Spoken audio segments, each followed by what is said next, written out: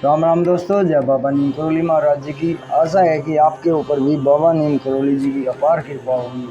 आपके घर परिवार में भी सभी कुशल मंगल होंगे, यही मैं प्रार्थना करता हूँ बाबा नीम करोली जी से और श्री राम जी से, हनुमान जी से, शिव शंकर भोलेनाथ जी, माँ आदि पराशक्ति पार्वती जी, माँ दुर्गे, हनुमान जी, मेरे कान्हा जी, सभी आपके ऊपर अपनी अपार कृपा बरसाएं, यही मैं प्रार्थना करता हूँ।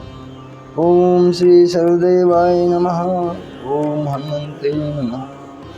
दोस्तों, सभी देवी देवताओं का आह्वान कर लिया है। हनुमान जी विराजे हैं, सभी देवी देवता विराजे हैं।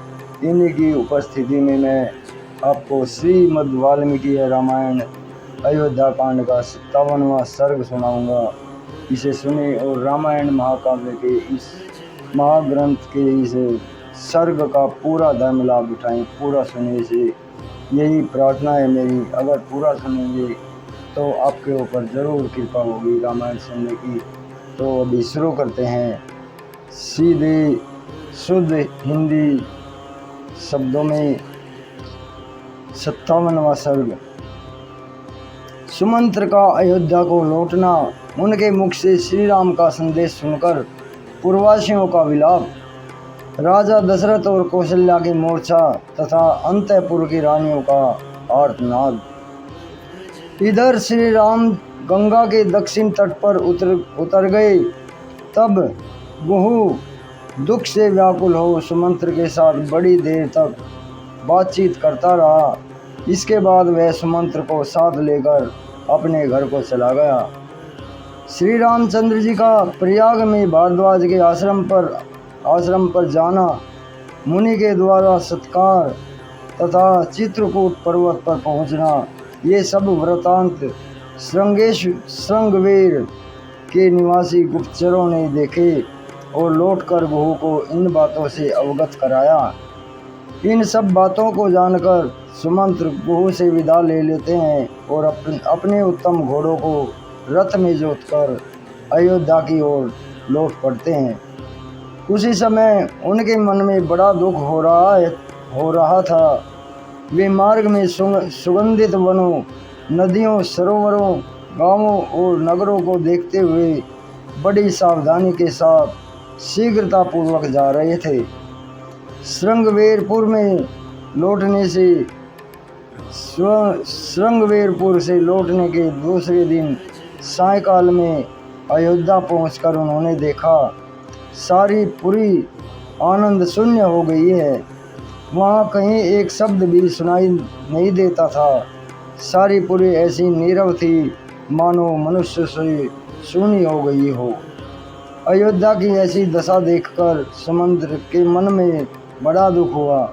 वे शोक से बहुत पीड़ित हो इस प्रकार चिंता करने लगे, कहीं ऐसा तो नहीं हुआ कि श्री राम के विरह जनित संताप के दुख से व्यथित हो हाथी घोड़ों और मनुष्य और महाजनित महाराज सहित सारी अयोध्यापुरी शोकाग्नि से दग्ध हो गई हो। इसी चिंता में पड़े हुए सारथी सुमंत्र ने शीघ्रगामी घोड़ों द्वारा नगर द्वार पर पहुंचकर तुरंत ही पुरी के भीतर प्रवेश किया। सुमंत्र को देखकर सैकड़ों और हजारों प्रवासी मनुष्य दौड़े हुए आए और श्री राम कहाँ है यह पूछते हुए उनके रथ के साथ साथ दौड़ने लगे। उस समय सुमंत्र ने उन लोगों से कहा, सज्जनों, मैं गंगा जी के किनारे तक रघुनाथ जी के साथ गया था। वहाँ से उन धर्मनिष्ठ महात्मा ने मुझे लौट जाने की आज्ञा दी, अतः मैं उनसे विदा लेकर यहाँ लौट आया हूँ। वे तीनों व्यक्ति गंगा के उस पार चले गए।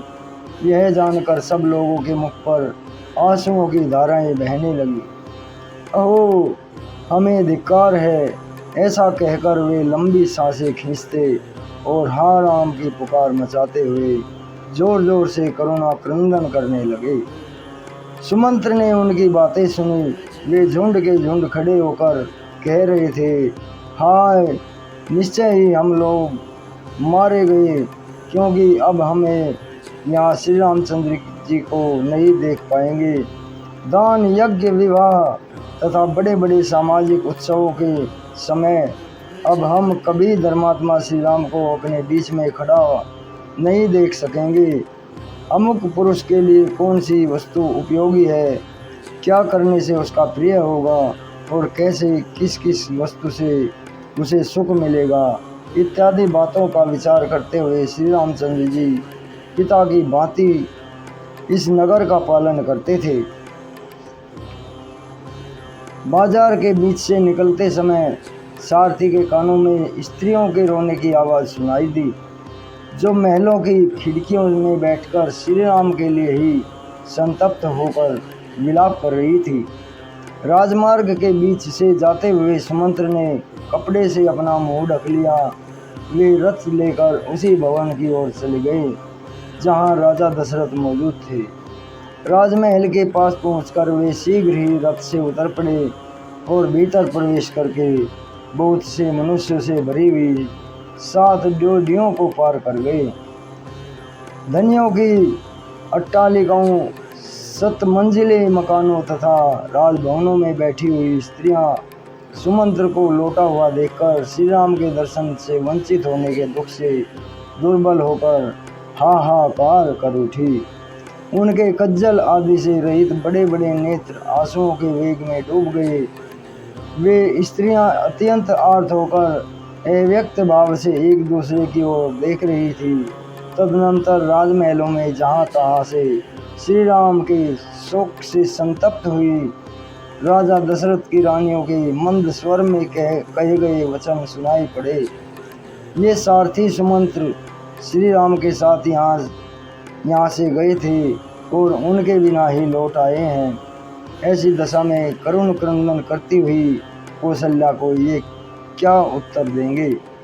मैं समझती हूँ जैसे जीवन दुख जनित है, निश्चय ही उसी प्रकार इसका नाश भी सुकर नहीं है।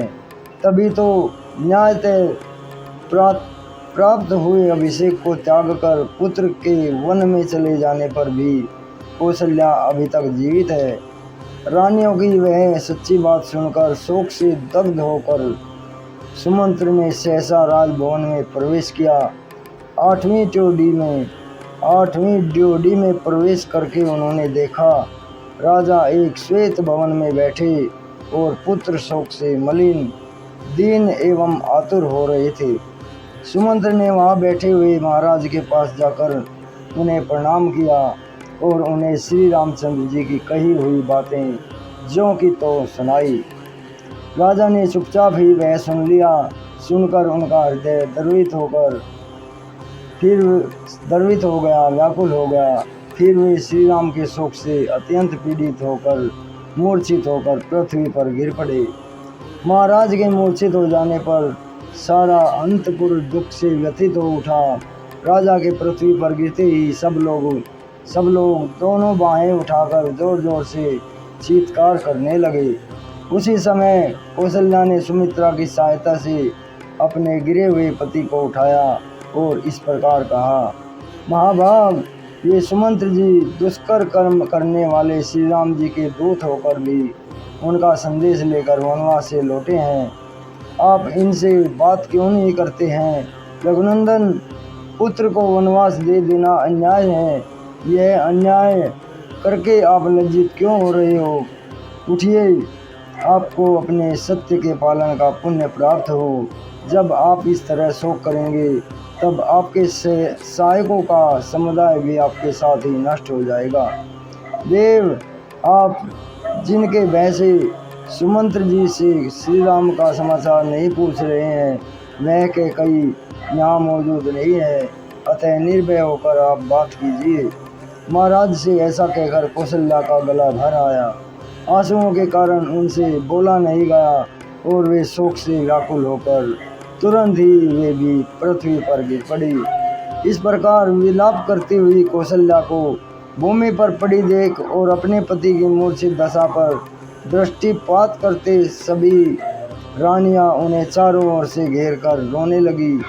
अंतपुर से उठे उस आर्तनाद को देख सुनकर नगर के बूढ़े और जवान पुरुष रो पड़े। सारी स्त्रियां भी रोने लगी। वह सारा नगर उस समय सब ओर से पुनः शोक से व्याकुल हो उठा। इस प्रकार श्री वाल्मीकि निर्मित आर्ष रामायण आदि काव्य के अयोध्या कांड में 57वां सर्ग पूरा हुआ।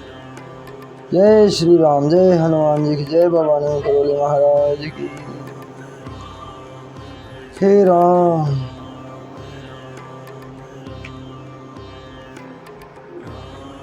दोस्तों, मेरी भी आंखों में आंसू आ गए हैं इस पाठ को पढ़ते हुए। इस सर्ग को पूरा किया, बहुत ही मुश्किल हो रही थी पढ़नी।